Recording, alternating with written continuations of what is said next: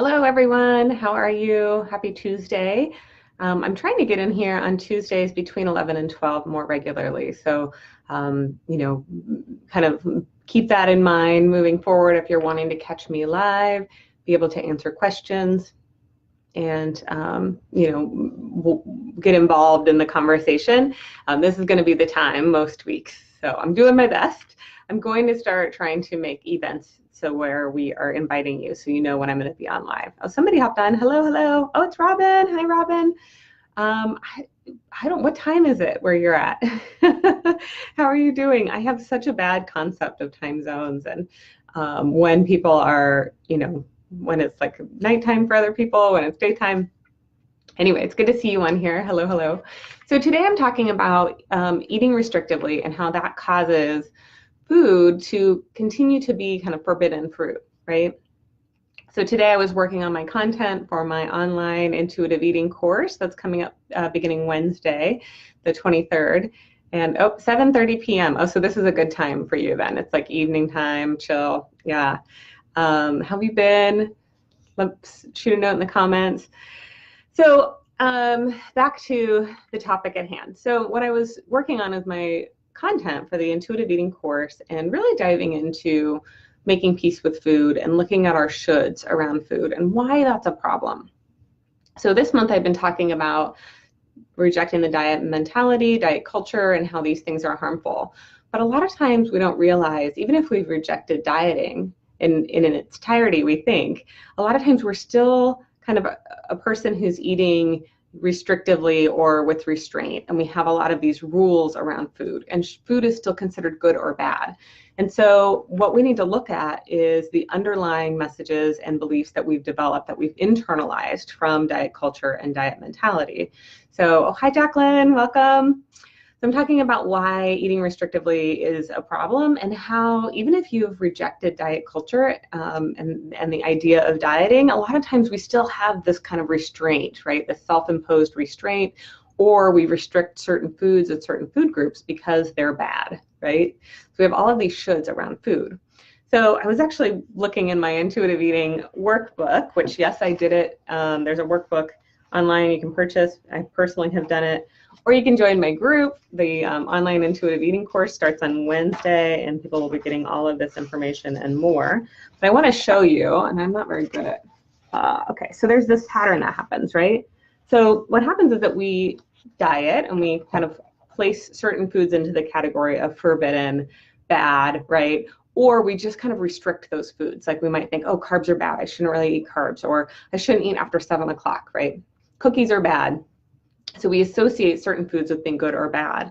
And so we're wanting to focus on making peace with food instead, right? And what happens in this cycle is we restrict, whether we call it a diet or not, we restrict. And whether we are restricting all the time, or maybe we're like, oh, I shouldn't eat that burger because I had a big breakfast this morning, or I didn't work out, so I don't deserve like to get a milkshake or something, right? So we have all these kind of arbitrary rules around food, and we internalize them. So we hear them out here and then we internalize them. We decide, oh, that food is bad, or I shouldn't eat that food.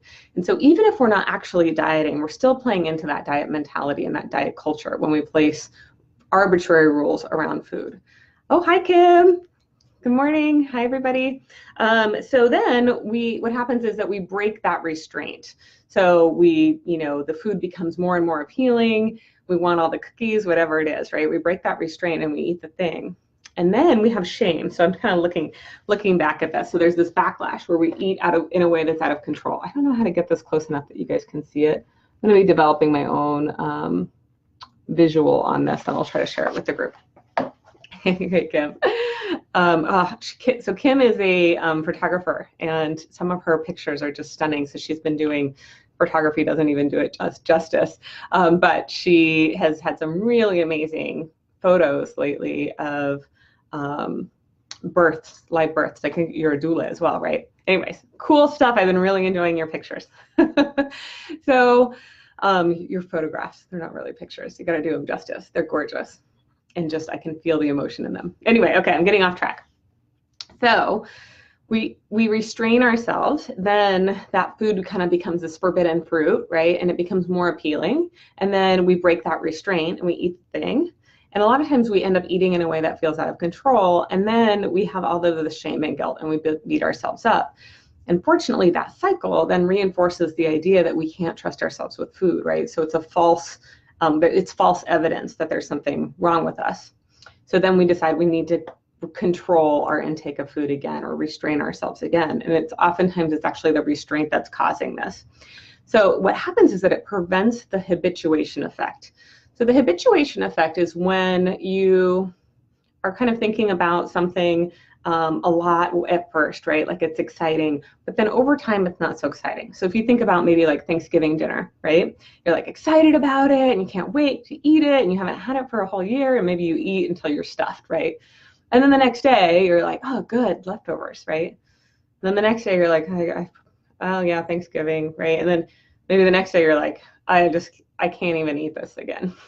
Right? Like I could go a whole nother year. Or maybe you really love turkey and you want to have it again, another time during the holidays. But the point is that it's exciting at first. Just like when you first meet someone and you start saying, I love you, it's like so exciting and you have all these tingles and all this, happening and you're so, it makes you so happy. And then over time, if you're with someone long enough, you're going, okay, love you, bye, and it still is meaningful, but it's not that big of a deal anymore. So that's the habituation effect, where something kind of loses the excitement over time and it becomes more ordinary.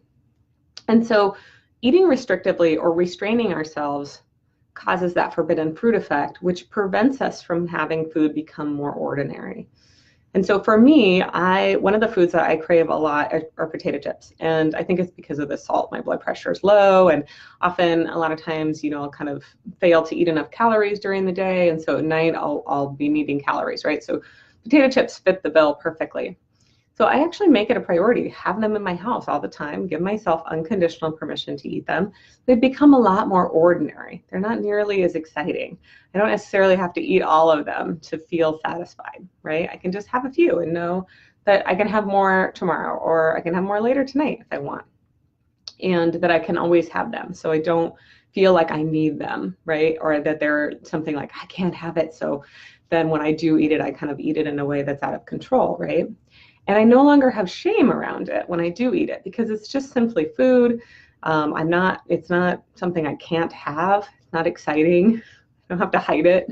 I totally eat potato chips. I can admit that.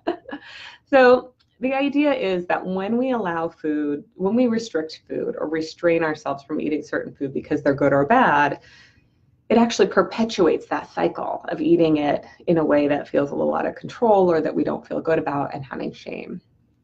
So if you guys can relate to this, just type like a yes in the comments. What are some foods, and maybe answer the question, what are some foods that you consider kind of forbidden or you've been thinking about them in terms of good or bad? It's really interesting when we start looking at this. A lot of times it's things like ice cream. Sometimes it's the sweets, right?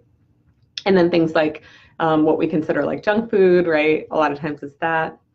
But for some people, it's even things like fruit because of the carbohydrate content. I was just in a intuitive eating group on Facebook. Someone posted that she can't stop eating bananas, that she's had 5 bananas today, right? And normally we wouldn't think bananas are bad, but she had been doing keto, and so she had been restricted from fruit. And she'd also eaten like 2 apples and wanted a smoothie. So her body is like really giving her that signal, hey, I want this forbidden food, and she's having to let herself eat a lot of it to kind of get that habituation effect and let that food become ordinary again.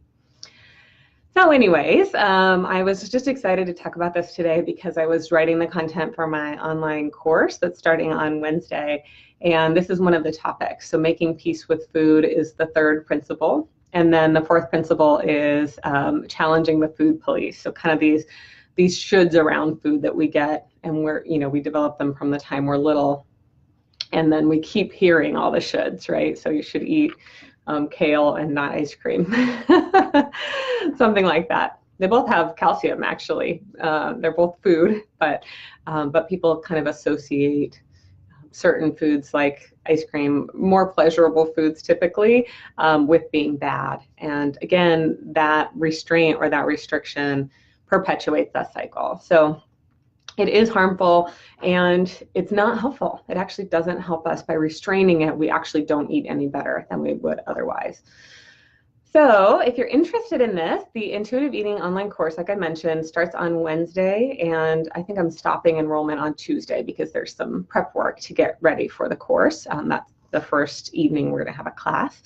And the course is something that I'm really excited about, and I don't believe I'm going to be teaching it live again.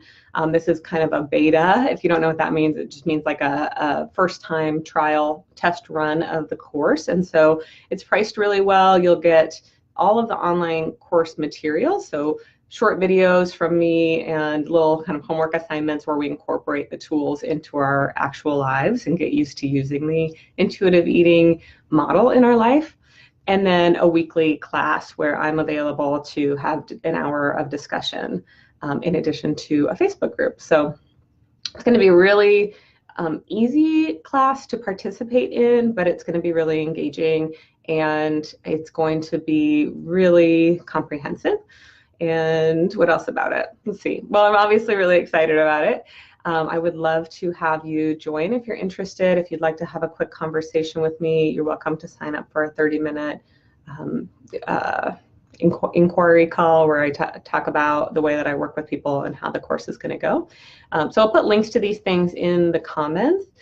It's going to be a really small group, so I am keeping it to 12 or less people at this point. And then in the future, it will just be recorded as a course that you can do at your own pace, but you won't have that same interaction with me. So yeah, so it's an extra special deal. I'm really looking forward to the course, and I would love to have some women from our Deserving Women group. You guys are so much fun for me, and I really love how engaged you all are. Oh, somebody's at my door. Oh, it's FedEx. I can just leave it. How engaged you all are. I really appreciate all of your, oh, I think Liv is on here. I really appreciate all of your interaction in the group and how you're supportive of each other and asking questions and posting recipes. Keep doing that. I really appreciate it.